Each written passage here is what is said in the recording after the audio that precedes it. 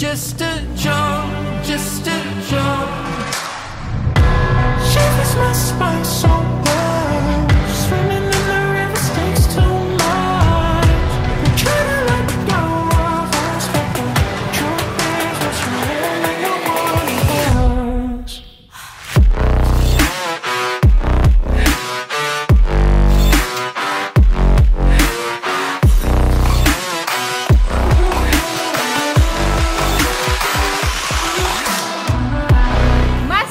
Ang Honda PCX 160 2023 model andito na. So in this video guys, aalamin natin kung may nagbago ba sa scooter na to, kung may nag-upgrade ba sa mga features niya. Kaya naman tara, samahan nyo ikutan tong scooter na to. Let's go! This 2023, nag-produce na naman si Honda ng pinakabago nilang scooter, no? Which is itong si Honda PCX 160 matte red. So itong kulay na to guys, makikita lang natin sa kulay ni Honda ADV 160 na matte red at saka doon kay Honda Click 160 na matte red. So this time naman guys, ginaya na ni Honda yung mga color nung mga naunang nabanggit ko para dito kay Honda PCX 160 at mas nagpaporma dito sa scooter na to, ano. So umpisahan muna natin guys sa kanyang engine specs. Of course, it is powered by 157cc, 4-stroke, 4-valve, single overhead cam, liquid cooled at ESP+.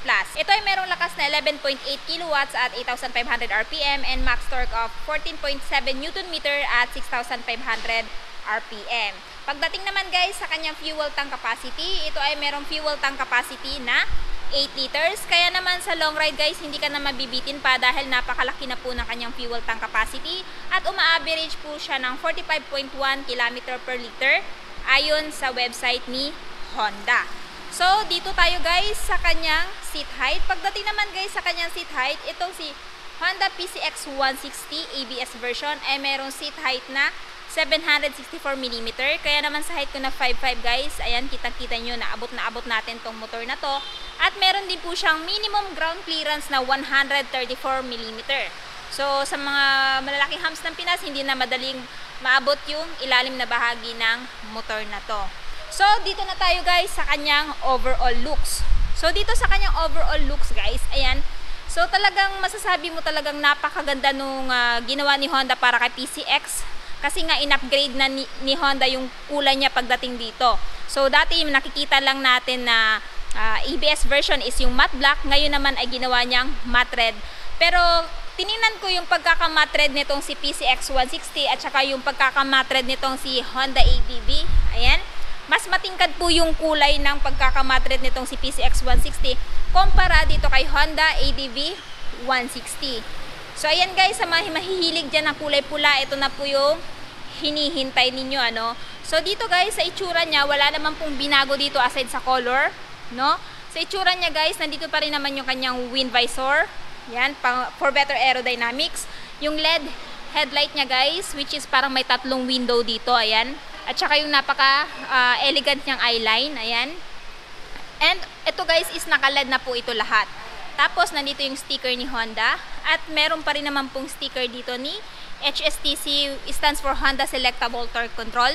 So yung Honda Selectable Torque Control guys, yung function nun is pag halimbawa idadaan nyo to sa mapuputik, mababato at malulumot na lugar, sisikapin nung rear wheel na makahabol sa ikot ni front wheel. In that way guys, maiiwasan yung pag-i-skid ng gulong, no?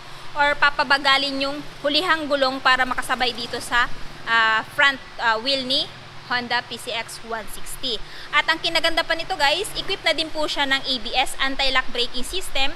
So yung function nun, pag halimbawa nasa high speed ka at magsa-sudden brake ka, mape-prevent nito yung paglalak ng wheel. In that way guys, makaiwas ka rin sa disgrasya. So good thing na nilagyan ng mga features na ganun guys para safe po tayo. Lalong-lalo na itong motor na to ay talagang ginagamit pang long ride. Ayan.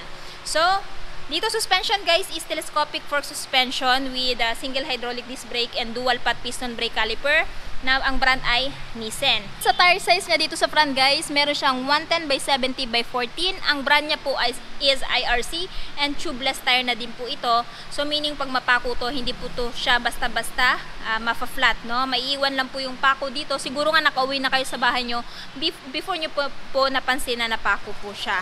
Pagdating naman sa cast wheel, same lang po ng design kagaya ng dati. Tapos yung kulay niya ng cast wheel guys, napakaganda din. Para na siyang army dark green. Ayan. So nag-proportion po siya sa looks niya, no? At the same time sa color ng kanyang suspension. Ayan.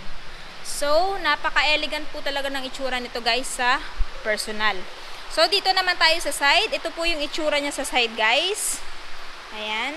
And napaka-premium po talaga nung pagkakapula nito. Tapos hinaluan pa guys nung kanyang pangalan na PCX, which is naka-emblem na gold. O, diba? Premium na premium, pwede ng isanla. Ayan. Astig. Para siyang astig na may pagka-elegant na, alam niyo na, premium. So, sa mga lady rider, talagang alam kong mabebet nyo to, no? Kasi napakaganda po talaga nito sa personal. So, dito tayo guys sa kanyang handlebar. Pagdating sa kanyang handlebar guys, ganun pa rin naman, naka-naked handlebar. Sa grip, same pa rin naman kagaya ng dati. Meron din siyang chrome bar end dito, both left and right. Sa levers is naka-silver. And equip pa rin po siya no idling stop system. So yung function nun guys, pag naka-activate to, nakaganyan, 3 to 5 seconds na huminto yung motor mo, tapos umaandar siya, automatic magsha-shut off yung makina niya. In that way, mas makakatipid po kayo ng gasolina. I-blip nyo lang, ayan, at babalik din po siya sa dati. No need na po kayong mag-start ulit. So, yun po yung kinaganda nung idling stop system. Pero kung naka-off naman po yun, ayan, mas nakakatipid naman din po kayo ng baterya. Pero para sa akin, since nag-charge naman siya habang tumatakbo tong motor na to, i-activate nyo na lang. So, dito, yung hazard lamp button or hazard light button, ayan, electric start at wala na po siyang kick start. And dito sa left side, nandito yung kanyang high beam, low beam. Ito yung horn niya guys. Tapos yung turn signal switch, off. Ayan. So, yun lang po yung button meron dito. Yun nga lang guys, wala po ako nakitang passing light or pass light dito. Kay PCX 160, hindi pa rin po nila in-upgrade. Ayan. Sa dashboard, ayan guys, napakalaki po ng dashboard niya. So, advantage to guys. Lalo-lalo na doon sa malalabo ang mata na hindi masyado makita yung mga information sa dashboard ng motor. Dito kay PCX, napakalaki na po ng mga numero niya. At saka yung letter niya, medyo malaki na din. So, equip po siya ng time, speedometer, average, fuel consumption, dyan nyo po makikita, trip, at saka yung napakahaba niyang fuel gauge. Ayan. Tapos, nandito yung kanyang high beam, low beam indicator, temperature indicator. I'm not sure if nakikita nyo, no? Ayan. Check engine. Ayun, yung Honda Selectable Torque Control Indicator, idling stop and start system, at saka yung anti-lock braking system. Ayan guys. Tapos, meron na din po siyang pride of ownership kasi may pangalan na po siyang PCX dito. And then, meron po siyang 2 buttons guys, select and set. So, sa select, HSTC, total, trip, HSTC, bumalik na siya sa dati. Tapos, itong set guys, if ever magsiset po kayo ng time ninyo, ito po yung gamit nitong sa set. So, dito tayo guys, ito po yung kanyang ignition. Ano na din po siya guys, nakakeyless, ano. So, meaning, hindi na po kayo gagamit ng traditional key. Ito na lang po yung gagamitin nyo. Para sa akin, goods na goods din to guys. Kasi napaka-advantage na nakakeyless siya. Dahil meron na po siyang tinatawag nung answer back at anti-theft alarm. So, pag pinark nyo po itong motor na to sa mall at mayroong nagtangkang magnakaw, mag-a-alarm po to. So, para sa akin, isa din po yun sa safety features ni Honda na nilagay kay PCX. And goods na goods po ito para sa akin, no? Isa din po ito sa selling point. Pagkatapos, meron din po siyang front pocket dito guys na isa. Ayan, kasya po dito kahit dalawang cellphone. Tapos meron na din po siyang USB charging port na kung saan pwede po kayo mag-charge dyan, ano, habang naglo-long ride kayo. So low but no more na po. Tapos kung gusto niyo naman po maglagay dito ng cellphone holder para sa inyong GPS or sa inyong map, pwedeng-pwede naman po dito. Ayan. So, ayan guys, ito yung pindutan ng fuel at saka seat. Nabanggit ko kanina guys yung kanyang fuel tank capacity, which is 8 liters. So, ayan, advantage yan para sa mga mahilig sa long ride. Hindi na po kayo mabibitin pa. And napaka-fuel efficient na din po nito ang si Honda PCX 160. So, dito nakamat, ayan guys. Nakamat din po ito. Pero mayroong texture din dito, nakakaiba yung pagkakamat ng fairings niya. May mga angulo na din po. And then, ayan guys, sa seat, nakatutod pa rin. So, iba po yung texture dito. At saka iba din po dito, ano. Nakarap din dito guys, and nakarap din dito. Pero, meron po siyang maliliit na detail dito sa upuan ng angkas. Ayan. So, check natin guys yung kanyang under seat. So, dito po yung pindutan ng under seat guys. Tada!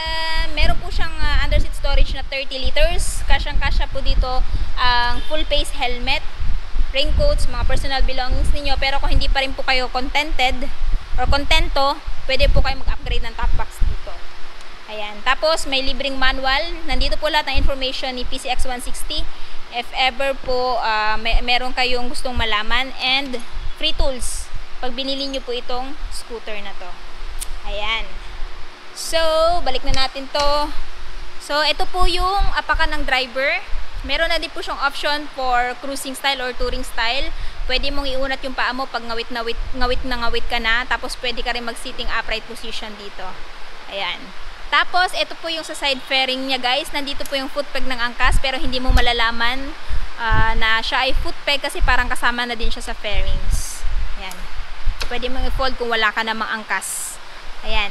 Tapos, yung emblem niya na PCX, guys, which is gold. And pagdating sa suspension na ginamit is dual shock absorber unit swing or dual shock suspension.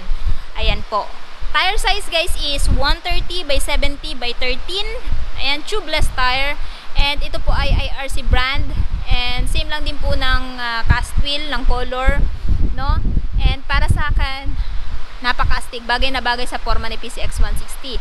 And syempre, meron din po siyang tire hugger para kung saan idadaan nyo ito sa putik, hindi na kung saan-saan tatalsik yung mga putik-putik. Pagdating sa tambucho, same pa rin ang kagaya ng dati, guys. Ayan. May harang dito para hindi mapasok yung angkas mo or ikaw. Ayan. Yung exhaust and cap, silver kulay. So, talagang bagay na bagay po talaga yung kulay niya lahat, no? Black, silver, and matte red. So, ngayon, check natin yung taillight, guys. Ito po yung kanyang taillight. Sa taillight naman, guys, ganun pa rin naman, wala namang binago. LED, turn signal is naka-LED. Full assembly pa rin. So, para sa akin, goods na goods yan para hindi ka na mangangamba na baka pag halimbawa sasampa yung OBR mo dito na masabit sa panya yung taillight kasi nga naka full assembly na siya. Tsaka napakalinis din talaga tingnan pag ganito yung taillight, no? Tapos may sticker ni Honda, reflector for added visibility during your night ride, at may ilaw na din ang plaka dito, guys. Ayan. Ayan, naka-LED na din. Tapos yung rear fender. So dito tayo, guys, sa bilang side. So ito po yung kanyang ESP Plus, Enhanced Smart Power. So, nandito yung kanyang CVT. Ayan. Tapos, may nakalagay dito na engrave na 160 4 bulbs. Then, pagdating dito, center stand, side stand, guys, ipit na po ng side stand switch. So, meaning, pag nakababa yan, kahit anong klaseng pagpapaandar mo, talagang hindi po siya aandar. So, isa po yun din sa safety feature nito si PCX 160. And, pansin ko lang, guys, meron na din po palang naka-engrave dito na PCX 160 dito sa kanyang footboard. Ayan. So, ayan po, guys, yung kanyang look dito sa gilid, kabilang gilid. And again, ito po sa front. So, kung interested po kayo dito sa scooter na to, guys, balita ko bumaba daw po yung presyo nito, ano? So, para sa akin, good thing yan kasi sa mga gustong bumili dyan kay Honda PCX 160, arat na, aside sa bumaba yung presyo niya, nilabas na talaga yung bagong model nila for this year 2023. So yung bagong presyo niya po ngayon, guys, is 149,900 kung bibilhin niyo ng cash. Ang down payment naman po is 11,543. At kung magma-monthly kayo, guys, meron po silang bracket na 6 months up to 36 months. Pero yung 36 months, guys, is nasa 7,027 at syempre may rebates po na 200. So, ito pong scooter na to is available lamang po dito sa Honda Venus Marketing sa may Sobricary Street, Tagum City. Ilalagay ko na lang, ma'am, po yung full address at yung phone number nila sa description box ko sa baba para po makapag-inquire kayo regarding sa scooter na to.